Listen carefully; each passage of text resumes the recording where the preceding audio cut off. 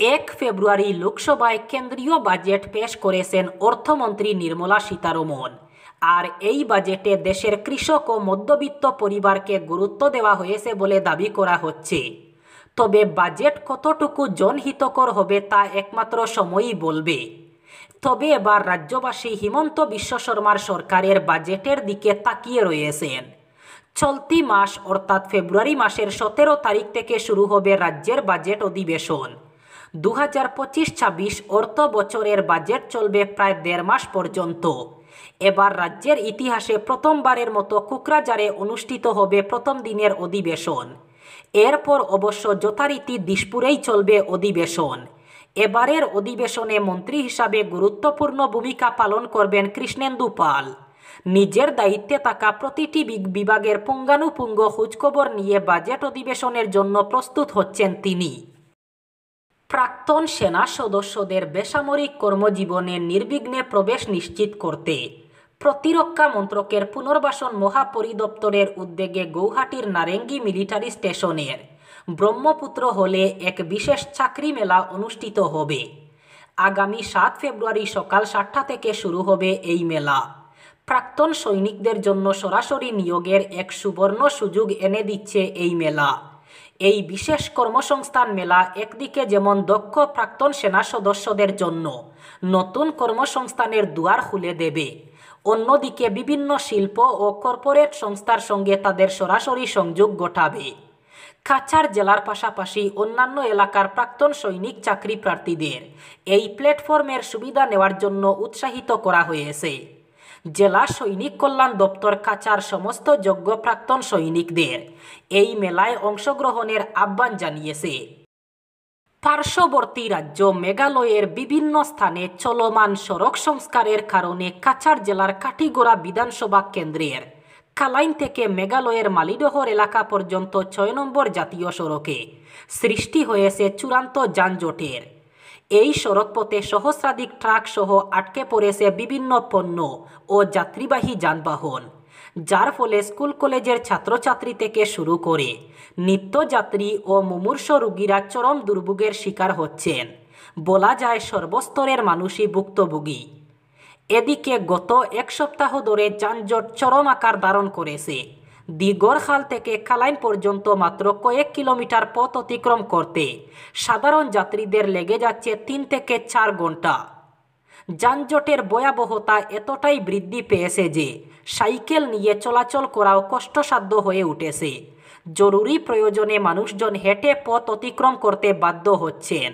স্থানীয় সূত্রে জানা গিয়েছে মেঘালয় অংশে সড়ক সংস্কারের কাজ চলছে অত্যন্ত মন্থর গতিতে। দীর্ঘদিন ধরে চলতে থাকা এই সংস্কার কার্যক্রমে কোনো গতি না থাকায় যানজট আরও প্রকট হয়ে দাঁড়িয়েছে। মহাকুম্ভ থেকে ফেরার পথে মর্মান্তিক দুর্ঘটনা।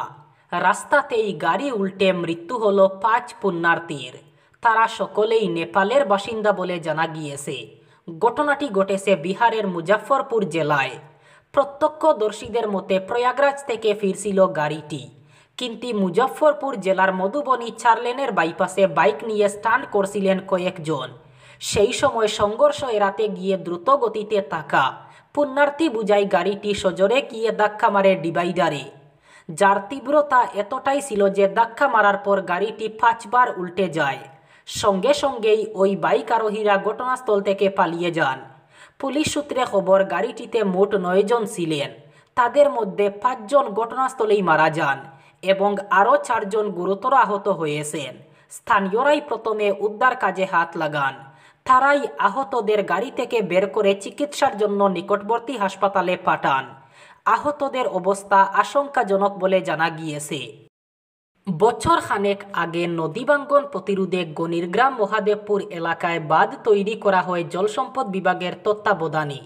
যদিও এই বাঁধের স্থায়িত্ব 3 বছর হওয়ার কথা, তৈরির 1 বছরের মধ্যে ভেঙে পড়ছে এই বাঁধ। নিম্নমানের কাজের অভিযোগে এ নিয়ে প্রতিবাদী কর্মসূচি সাব্যস্ত করেন বরাক ডেমোক্রেটিক ফ্রন্টের স্থানীয় কর্মকর্তা সহ ভুক্তভোগী জনগণ। এদিনের এই প্রতিবাদী বক্তব্য রাখতে গিয়ে বিডিএফ আহ্বায়ক মিনাজুদ্দিন লস্কর বলেন যে জলসম্পদ বিভাগের নির্দেশিকা অনুযায়ী এই কাজের ন্যূনতম স্থায়িত্ব 3 বছর হওয়ার কথা, কিন্তু তৈরির মাত্র 1.5 বছরের মাথায় বাদে ভাঙ্গন দেখা দিয়েছে। তিনি বলেন, সংশ্লিষ্ট ঠিকাদার রোহিত গুলগুলিয়া যদি সঠিক গুণমান বজায় রেখে কাজ করতেন তাহলে এমন হওয়ার কারণ নেই। মিনহাজ বলেন, অবশ্যই নিম্নমানের কাজ হয়েছে, যার ফলে আবার আশঙ্কা দেখা দিয়েছে স্থানীয় জনসাধারণের মনে। তিনি অবিলম্বে এই ব্যাপারে জলসম্পদ বিভাগের হস্তক্ষেপ দাবি করেছেন। শুক্রবারই বড় ধাক্কা খেয়েছিল আম আদমি পার্টি। একই সঙ্গে দল থেকে ইস্তফা দিয়েছিলেন 8 জন আম আদমি পার্টি বিধায়ক। তাদের মধ্যে 7 জনই এবার দিল্লির বিধানসভা নির্বাচনে টিকিট পাননি। শনিবার সেই দলত্যাগী বিধায়করা সকলে যোগ দিলেন বিজেপিতে। আগামী বুধবার দিল্লিতে বিধানসভা নির্বাচন, তার আগেই আম আদমি পার্টিতে শোরগোল। দল যারা ছেড়েছেন তারা হলেন বন্দনা গৌর, রোহিত মেহরাউলিয়া, গিরিশ সোনি, মদন লাল, রাজেশ ঋষি, BS জুন, নরেশ যাদব এবং পবন শর্মা। এদের মধ্যে একমাত্র নরেশ যাদবকে টিকিট দেওয়া হয়েছিল, কিন্তু তিনি টিকিট প্রত্যাখ্যান করেন। তার বিরুদ্ধে পাঞ্জাবে কুরআন পুরানোর অভিযোগ প্রমাণিত হওয়ার পরই সরে যান নরেশ। তার পরিবর্তে টিকিট দেওয়া হয় মহেন্দর চৌধুরীকে। শুক্রবার বাকিদের সঙ্গে নরেশও ইস্তফা দেন। দল ত্যাগী বিধায়করা জানিয়ে দিয়েছেন তারা সকলেই বিধানসভার স্পিকারের কাছেও ইস্তফাপত্র পাঠিয়ে দিয়েছেন, যাতে কক্ষ থেকেও তাদের সদস্য পদ বাতিল করে দেওয়া হয়। এরপর শনিবার তারা সকলেই বিজেপিতে যোগদান করেন। কেন্দ্রীয় বাজেটে ওলা উবের চালক থেকে শুরু করে জোম্যাটো সুইগির ডেলিভারি কর্মীদের জন্য উপহার অর্থমন্ত্রী নির্মলা সীতারমণের। এবার থেকে তারা আইডি কার্ড এবং রেজিস্ট্রেশনের সুবিধা পেতে চলেছেন।